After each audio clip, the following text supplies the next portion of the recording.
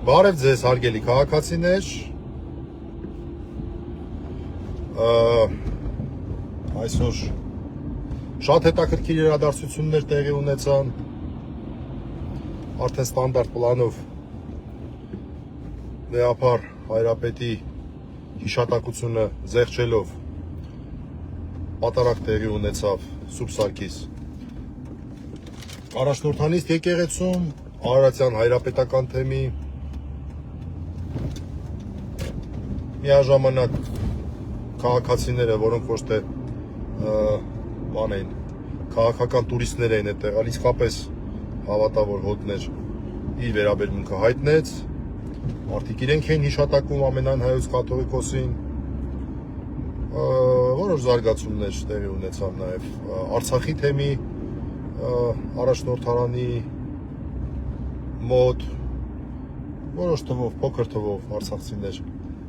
այցելեցին, փորձեցին հանդիպել Վրդանես Սրբազանին, հասկանալ ինչ գործողություններ է կատարում, ինչու է խոնարհվում Արցախը Ադրբեջանի կազմում ճանաչած անձի առջև, Վրդանես Սրբազանը տեղում չէր, ոչ էլ զանգերին պատասխանեց, հետաքրքիր օր էր, բայց ես անհամբերությամբ սպասում էի, թե երբ ենք մենք լսելու մեր գերված սրբազանների խոսքը, ծաղրակշիռ խոսքը, եւ վերջապես քիչ առաջ ես այդ սիրով ընթերցեցի նրանց կոչը եւ պատգամը, խոսքը վերաբերում է Միքայել եւ Բագրատ սրբազաններին, որոնք ԱԱԾ-ի պատվալում, այսպես ժողովրդական լեզվով ասած, կամ Երևան քրեակատարողական հիմնարկում խցակիցներ են, նույն խցում են նրանք եւ համատեղ այսպես հայտարարություն են արել, կոչ են արել եւ լավ կլինի որ ծանոթանաք, շատ կարեւոր կոչ, շատ կարեւոր հայտարարություն, ես բազմիցս եմ ասել, որ իմ համար այս մեր 55 էջմիածնական սրբազաններից 3-ը մի կողմ, մնացածների մի կողմ ներողություն եմ խնդրում մյուսներից, որոնց մի մասին ճանաչում եմ, չարապարներին են, 10 չարապարներին մի կողմ, ուղղափառների մասին է խոսքը, մի մասին ճանաչում եմ, շատ-շատերին շատ հարգում եմ, բայց կներեք Միքայել Սրբազանը, Բագրատ Սրբազանը եւ Մկրտիչ Սրբազանը մի կողմ, մնացածները մի կողմ, ես համարում եմ, որ նրանք են այսօր այն 3 սյուների պես իրենց մեջքին պահում մեր մար եկեղեցու պատիվը։ Եվ ես շատ մեծ անհամբերությամբ փորձում եի հասկանալ, թե ինչ կոչով են դիմելու մեր սրբազանները եւ ահա այդ կոչը մենք լսեցինք, ինչ են նրանք ասում, առաջերտին դատապարտում են 10-ին, երկրորդ հերթին շատ ճիշտ շեշտադրում են անում, ասում են ինչպես կարելի է եկեղեցական խնդիրները փորձել լուծել աշխարհիկ իշխանությունների, այն էլ հայրենադավ իշխանությունների միջոցով, դա իրենց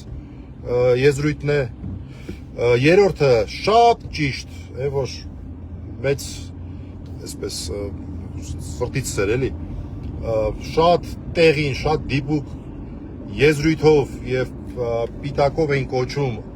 այդ վարքագիծը դրսևորած եւ սրբազանի կոչումն ունեցող մարդկանց տիրադավ, այսպես տիրադավ կոչումով, բառով, արտահայտությամբ, անունով եւ կարծում եմ, որ մենք կարող ենք սա ընդօրինակել այս ուրացողներին, այսուհետ լիիրավ ենք դիմելու նաեւ տիրադավ Տիդղոսով, այս չարապար մարդկանց եւ կարծում եմ ամենակարևորը Վեհապար Հայրապետին անսասանության կոչ հղելով հանդերձ առաջարկում են, որպեսզի եպիսկոպոսատ ժողով գումարվի, որը կնախապատրաստի ազգային եկեղեցական ժողովի օրակարգը։ Սա շատ կարևոր է եւ ես կարծում եմ արդեն մենք պարտավոր ենք խոսել ազգային եկեղեցական ժողովի մասին։ Մեր եկեղեցու բարձրագույն մարմինը հենց ազգային եկեղեցական ժողովն է։ Ազգային եկեղեցական ժողովն է, որ իրավասու է կայացնել բոլոր որոշումները, բոլոր կարևոր որոշումները ավելի ճիշտ, այդ թվում նաև վեհափառ հայրապետի ընտրության հետ կապված իրավասու է նաև միակ մարմինն է, որ իրավասու է նաև վեհափառ հայրապետի ուրեմն պաշտոնավարման հետագա նպատակահարմարության հարցը քննարկել եւ որոշում կայացնել միայն այդ մարմինն է, ոչ եպիսկոպոսատ ժողովը, ոչ որևէ այլ մարմին, ոչ գերագույն հոգևոր խորհուրդը նման իրավասություն չունեն, բացառապես ազգային եկեղեցական ժողովը եւ բազմաթիվ այլ հարցեր, այսինքն կարևորագույն հարցերը հենց ազգային եկեղեցական ժողովն է, որ կարող է լուծել։ Եվ իսկապես արդեն ժամանակն է, որ մենք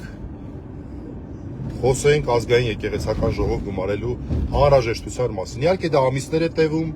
նույնիսկ եթե մարդիկ փորձեն շատ արագ դա գումարել, դա պարզապես անհնար է, որովհետև պատվիրակներ պետք է ընտրվեն, դա տևում է ամիսներ։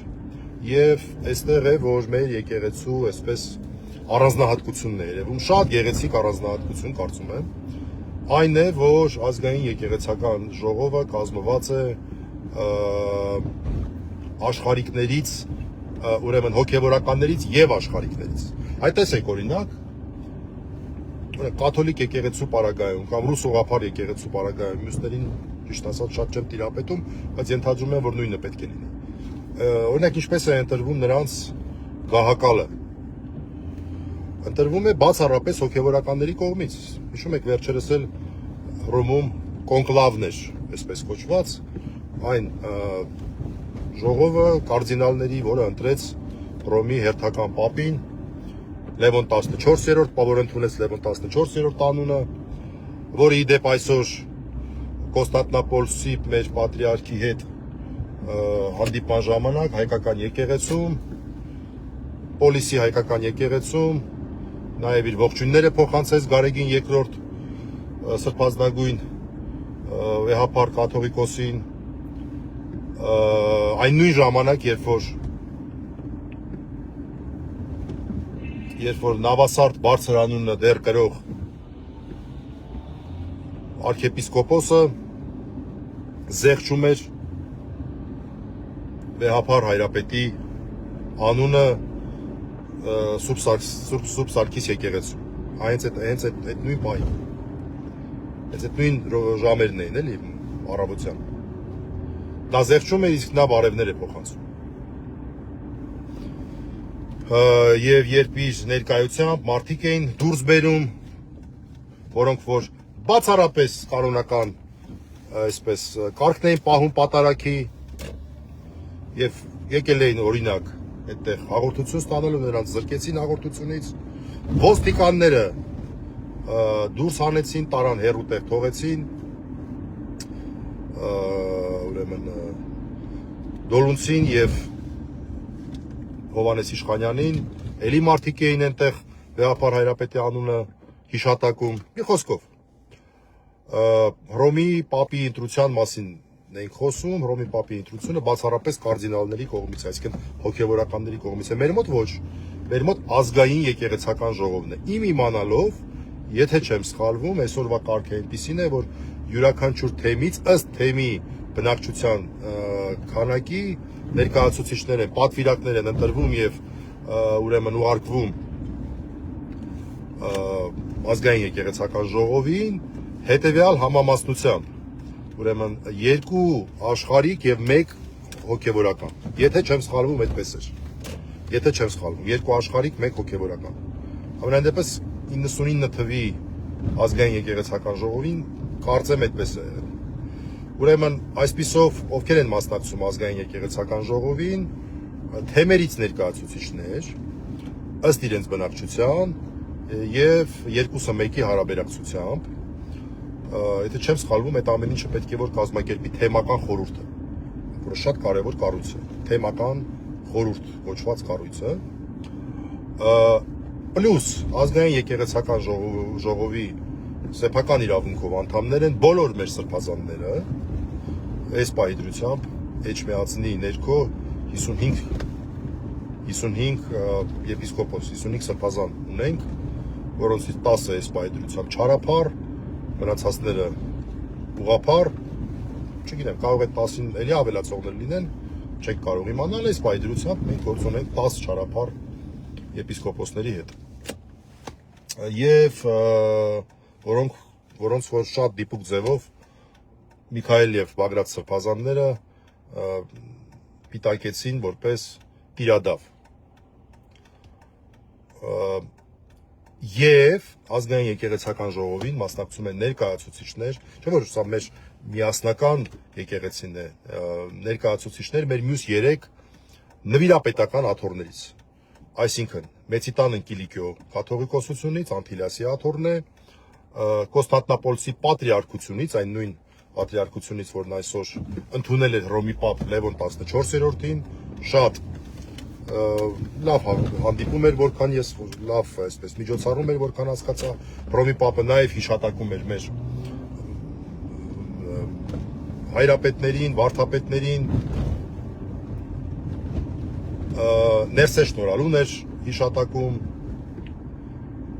կարծեմ Խորեն կաթողիկոսին հիշատակեց նահատակված եւ այս ամենը տեղի ունեցավ մեր Պոլսի պատրիարքության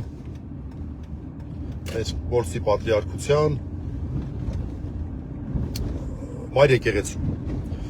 Այսպիսով Պոլսի պատրիարքությունը 3-րդ աթոռն է եւ 4-րդ աթոռը մեր կարևորագույն այսպես սրբություններից մեկն է, մենք գիտենք, որ կարևորագույն սրբություններ ունենք Սուրբ Երուսաղեմ քաղաքում եւ մենք ունենք Սուրբ Հակոբյանց միաբանություն այնտեղ եւ 4-րդն էլ մեր Երուսաղեմի աթոռն է։ Նուրհան պատրիարքի գլխավորությամբ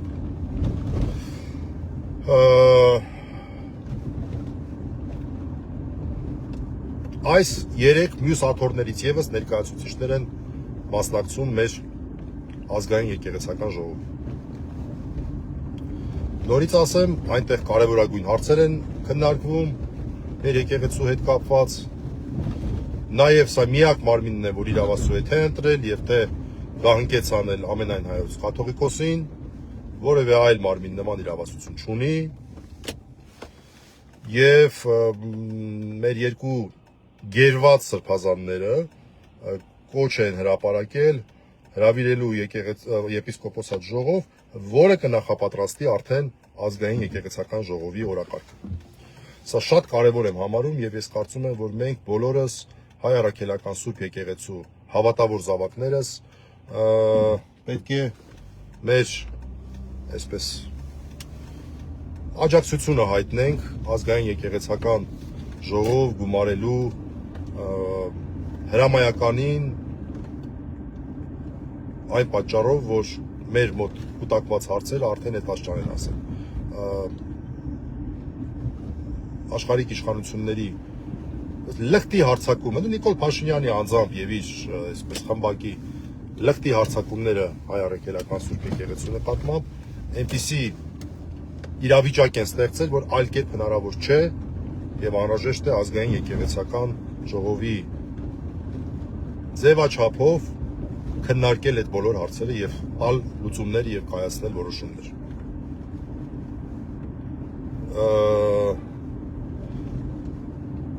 Վեհապար հայրապետին անսասանություն, Վեհապար հայրապետը իմ պատկերացմամբ այսօր մեծագույն գործ է անում հայկականության համար, իր անսասանությամբ։ Ախր գիտեք ինչն է հարցը, այս 10 չարափառ եպիսկոպոսները տիրադավները, որ մեկը իր գեսը պահելու համար, մյուսը իր երևի Բենթլին պահելու համար, այն երրորդը ուղղակի վախկոտ էր, այն չորրորդը ինչ որ պաշտոն են, որից հանել են հիմա ուզում է վերադառնա, մնացածները չգիտեմ ոնց ինչ, ամեն մեկը մի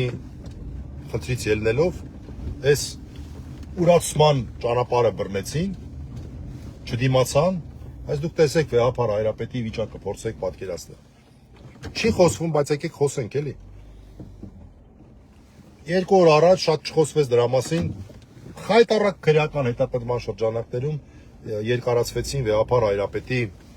եղբոր եւ եղբոր որդու կալանքի ժամկետները։ Մկրտիչ Սրբազանի պարագան, որ էլի խայտառակ անհիմն էլ խոսքեր չկան թե ինչպիսի հետապնդումներ, լիքը բաներ, որ մենք չենք տեսնում։ Ախր այս ամեն ինչը ճնշման միջոցներ են, չէ՞, վեհապար հայրապետի նկատմամբ։ Խայտառակ են թուրքական մեթոդներ։ Չգիտեմ, այդ մարդիկ, որոնք որ այդ գործողությունները կատարում են եւ ոնց են մաքրվելու այս ամեն ինչից էլի ինչ որ։ Այս հսկայական ճնշումը որ վեհապար հայրապետի վրա կա, ինչի համար է։ Որպեսզի վեհապար հայրապետը կամավոր կերպով հեռանա, որտեղ իրանք գիտեն, որ ոչ կամավոր կերպով նրանք վեհապար հայրապետին հեռացնելու տարբերակ մեծ հաշվով չունեն, նորից ասեմ, միակ իրավասու մարմինը ազգային եկեղեցական ժողովն է։ Այսպիսի ճնշումներ, այսպիսի խայտառակ ճնշումներ եւ վեհապար հայրապետը այն վեմի պես լեռան պես անսասան է մնացել։ Իսկ այդ 10 չարապարները ամեն մեկը, որ բոլորն են խոսում դրա մասին, որ ինչպիսի այսպես ներողամտություն դրսևորեց վեհապար հայրապետը, որ վիրահայոց թեմից այլանդակություն էր արել եւ կարգալուծության չգնաց։ Այլանդակ, էլի, այլանդակության գագաթնակետ։ Ու հիմա այդ մարդիկ դուրս են եկել վեհապար հայրապետի դեմ։ Դրա համար տիրադավ պիտակը ուղղակի նրանց համար շռայլություն է նույնիսկ տիրադավների համար։ Այսքանն է ուզում ասել։ Ազատություն, հարց մերոց գերելոց, մեր հայրերին ազատություն, մեր սուրբ հայրերին, մեր հոգևոր հայրերին ազատություն, ովքեր որ գերված են հիմա, Միքայել Սրբազան, Բագրատ Սրբազան, Մկրտիչ Սրբազան, ազատություն մյուս բոլոր քաղբանտարկյալներին, որոնք տասնյակներով են հաշվում, իմ պաշտպանյալներից, իմ ընկերներից, իմ Սանիկն է, Նարեկ Սամսոնյանն է, քաղաքապետեր, Վազգենին էլ բնականաբար Նարեկի հետ հիշում եմ նաև, Վազգեն Սաղաթելյանը հետ իմ դեմնի մի խայտառակ գործով հետույք բարի համար մարդիկ էլ մեր եջում նստած, քաղաքապետեր, չգիտեմ, արդեն ասացինք, 18 արդարների գործով 8 հոգի են այս պահին անազատության մեջ, 4-ը տնային կալանքի ներքո, 4-ը բանտային կալանքի ներքո, ներառյալ Բագրատ Սրբազանին։ Եվ բազմաթիվ այլ քաղբանտարկյալներ, որոնց մասին խոսվում է եւ մենք անընդհատ պետք է նրանց հիշենք։ Ազատություն մեր եղբայրներին, ազատություն մեր հոգևոր հայրերին։